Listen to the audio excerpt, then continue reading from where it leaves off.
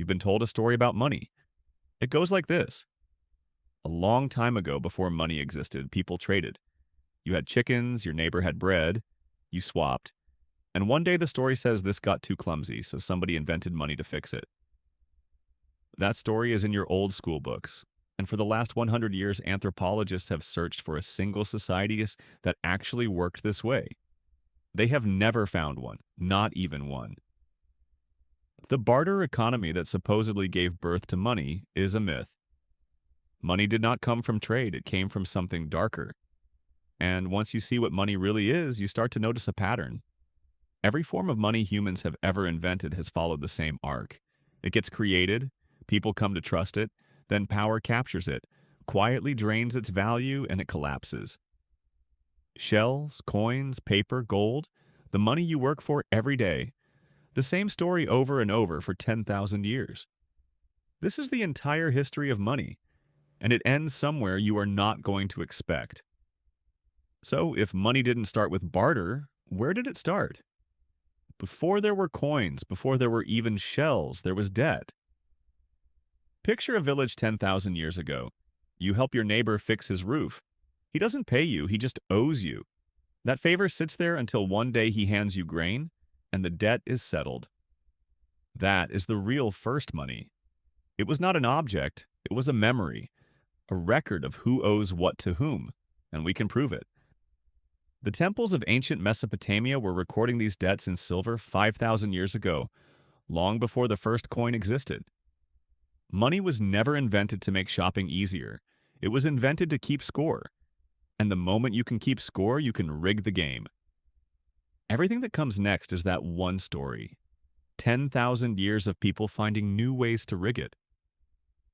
As villages grew into cities, that web of memory got too big to hold in anyone's head. So, people needed a physical stand-in, an object everyone agreed was valuable. And humans tried almost everything. Cattle, salt. On the island of Yap, giant stone discs too heavy to ever move. Across Africa and Asia, the cowrie shell became one of the most widely used currencies in human history. Each of these worked for one reason. Everyone agreed it was scarce. But music scarcity is fragile. The moment outsiders flooded a region with cheap shells from elsewhere, the local money collapsed overnight. The objects kept changing. The weakness never did. The real fix arrived around 600 BC in the kingdom called Lydia, in what is now Western Turkey. Their rivers carried electrum, a natural blend of gold and silver, but every lump had a different purity, so nobody could agree what it was worth. So the Lydian kings melted it down, fixed the weight, fixed the purity, and stamped each piece with the royal seal. That stamp was a promise. The king guarantees this. You no longer had to weigh it or test it. You just trusted the face on the coin. This was the first true coinage, and within 2 centuries it had spread across the ancient world. But notice what happened. For the first time, money carried a ruler's face. Money and political power had fused into the same object, and that handed whoever wore the crown a temptation no ruler has ever resisted. Rome is where that temptation became a science. The Roman denarius started as a silver coin you could trust. Under the Emperor Augustus, it was almost pure silver. But running an empire is expensive, and the emperors discovered a trick that felt like magic. Take the silver coins back in through taxes, melt them down, mix in cheap copper, restamp them at the same face value. Now you have more coins than you started with.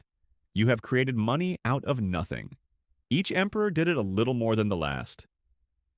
By the year 270, the denarius that was once nearly pure silver contained barely 5%. The coin looked the same. The number on it was the same, but it was mostly worthless metal. Romans were not stupid. They watched prices climb and started hiding the good coins while spending the new bad ones.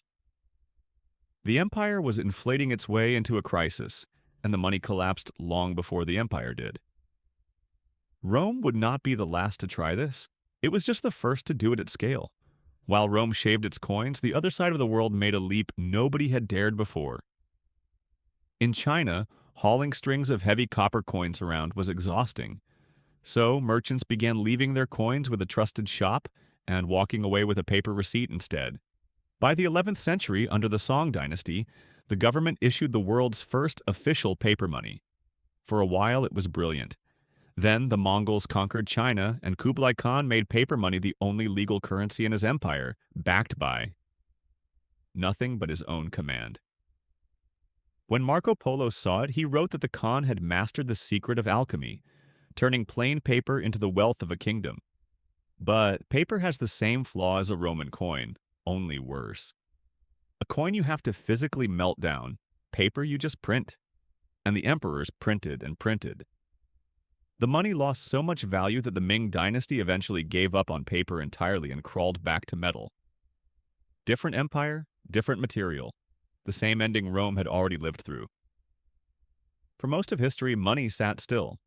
Renaissance Italy changed that. It turned money into something that moves and grows on its own. The stars of this story are one family, the Medici of Florence. The Medici Bank, founded in 1397, did not get rich mining gold or conquering land. It got rich on a piece of paper called a bill of exchange. The church had banned charging interest on loans. They called it usury, and they called it a sin. So the Medici dressed interest up as a currency exchange. A merchant deposited money in Florence and collected it months later in London in another currency, and the bank's profit was hidden inside the exchange rate, alone, with the sin neatly removed. The Medici used that power to fund popes, crown kings, and bankroll the Renaissance.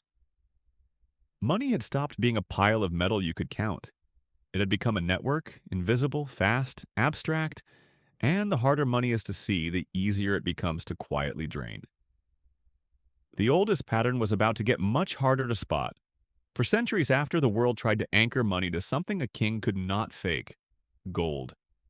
The logic was simple. Every paper note was a promise.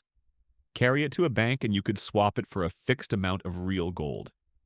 The money supply was chained to how much metal a country actually held. Britain led the way, and by the late 1800s, most of the trading world had followed onto the gold standard. For a few decades, it worked beautifully. Prices were stable, but gold has a hard limit, and when a war comes, a government needs to spend far more than its gold reserves allow. So, during the First World War, country after country quietly suspended the rule and printed what they needed. The anchor, it turned out, was only ever attached when it was convenient, and one country showed the world what happens when you let go completely. After losing the First World War, Germany was forced to pay enormous sums it did not have, so it printed around the clock. By 1923, the money broke. Prices doubled every couple of days. A loaf of bread that cost a couple of marks before the war cost hundreds of billions by the end of the year. People burned banknotes for heat because the paper was cheaper than firewood, and entire nations' savings was wiped out in a matter of months. It was the same pattern as Rome, the same pattern as China. Only now it took months, not centuries. And the ruin it left behind helped drag the world into another war. After the Second World War, the world needed a new system. In 1944, delegates from 44 countries gathered at a hotel in Bretton Woods, New Hampshire. The deal was this: the US dollar would be tied to gold at $35 an ounce, and every other currency would be tied to the dollar. The world no longer trusted gold directly. It trusted America's promise to hold the gold for everyone. This is the moment the US dollar quietly became the center of the entire planet's money. And it all worked on one assumption: that America would always keep enough gold to honor the promise. For about 25 years it held, and then America started spending. By the late 1960s, the United States was paying for a war in Vietnam and expensive new programs at home, all at once. It was sending far more dollars into the world than it had gold to back them. France did the math and started demanding actual gold for its dollars. The vaults were draining fast. On August 15, 1971, President Richard Nixon went on television and told the world the dollar could no longer be exchanged for gold. He called it temporary. It was permanent. In that one announcement, the last link between money and any physical thing on Earth was cut. For the first time in history, the money of the entire planet was backed by nothing you could hold, only trust in the government that printed it. We had arrived at pure fiat money. Fiat is a Latin word. It means let it be done. Fiat money has value because the government says it does, for no other reason. The note in your wallet is not a claim on gold. It is not a claim on anything. It is worth something because everyone around you agrees to keep pretending that it is. And once money is no longer chained to a rock, the supply has no limit. A government can create more whenever it chooses with a single keystroke. The US dollar has lost more than 80% of its purchasing power since Nixon cut it loose from gold. The number on the bill never changes. It just quietly buys you less every year. This is the same trick the Roman emperors used, the same trick the Chinese emperors used. We just stopped calling it watering down the money. We started calling it monetary policy. For decades, the system held until 2008. Banks had bundled millions of risky home loans into products they sold as perfectly safe, then placed enormous bets on them, layer on layer. When American house prices stopped rising, the tower came down. In September 2008, Lehman Brothers, a bank that had survived over 150 years, collapsed in a single weekend. For a few days, the global financial system looked like it might stop, and the response revealed what fiat money really is. Governments and central banks created trillions of new dollars from nothing and used them to rescue the very banks that had caused the crisis. The people who took the risk got bailed out. The public absorbed the cost through the slow erosion of their savings. Millions lost their homes and their jobs, then watched the institutions responsible get rescued with money conjured on a screen. And a lot of those people came out of 2008 asking a dangerous question. Why do we trust these institutions with our money at all? Someone was asking that question while the crisis was still unfolding. On October 31st, 2008, a person or group using the name Satoshi Nakamoto published a 9-page document. It described a new kind of money called Bitcoin, money with no government, no bank, no central authority of any kind. Instead of trusting an institution, you would trust a shared public record kept by thousands of computers around the world at once that nobody could secretly edit. In a strange way, it was a return to the first idea: money as a record of who snorts owes what to whom. Except this one answered to no king and no emperor, and the supply was capped. Only 21 million Bitcoin will ever exist. Nobody can print more. When Satoshi launched it in January 2009, he buried a message inside the very first block, a newspaper headline about banks getting bailed out. For the first time in 10,000 years, here was money that power could not quietly debase. At least that was the promise. But power does not give up control of money. It never has. Governments watched the rise of digital currency and drew their own conclusion. If money is going digital, it should be their digital money. That is the central bank digital currency, a CBDC, your national currency in a purely digital form issued directly by the central bank. It sounds harmless, convenient even, but physical cash is private. A digital currency issued by the state is not. Every transaction can be seen, every transaction can be tracked, and money that is programmable can be controlled. It could be set to expire if you do not spend it fast enough. It could be blocked from certain purchases. China is already rolling out its digital yuan to hundreds of millions of people. More than 100 countries are now exploring some version of the same idea. Money began as a tool to keep score. Because this is not history anymore. The next form of money is being decided right now in rooms you will never sit in. And it comes down to two versions. One has no owner, a hard limit nobody can print past. The other sees everything. Money that can be tracked to the cent, switched off, or told what it is allowed to buy by whoever holds the keys. One of them is going to win. It could be running on your phone inside 10 years, and no one is going to stop and ask which one you wanted. For 10,000 years, money has never once been just money.